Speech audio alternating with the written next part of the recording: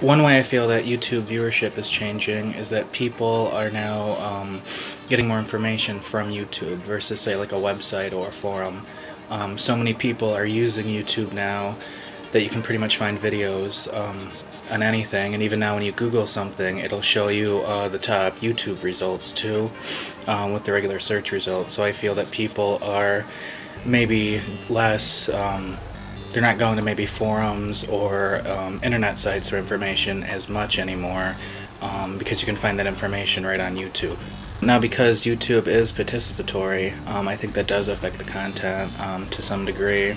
These people will ask for video responses or text comments to participate in different discussions. So I feel sometimes it might make the videos, they want them to be interactive, so they might ask questions or post in hopes of getting responses versus just putting something out there to be put out there.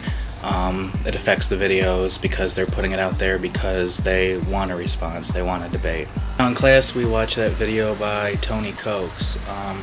His whole thing was how pop music isn't really an art form. It's not art, it doesn't have a form.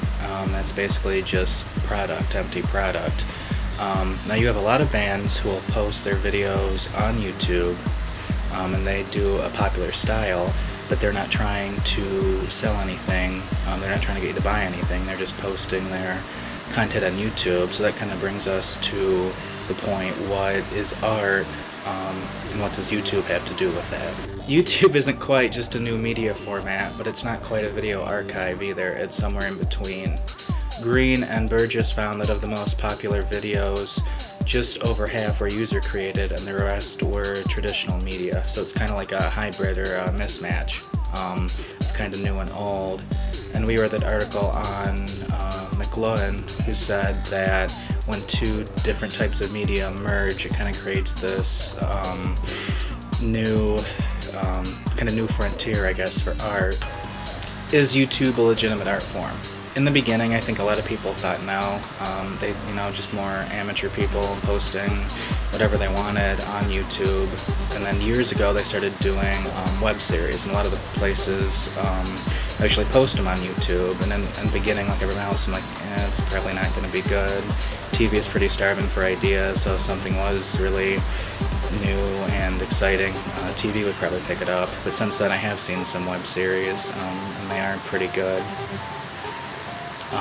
David Lynch, he's a famous director, he used to hate digital video. He said he'd never work with anything but film, and since then he's worked with digital, and now he works exclusively in digital because he thinks it gives him even more freedom to do what he wants than film does.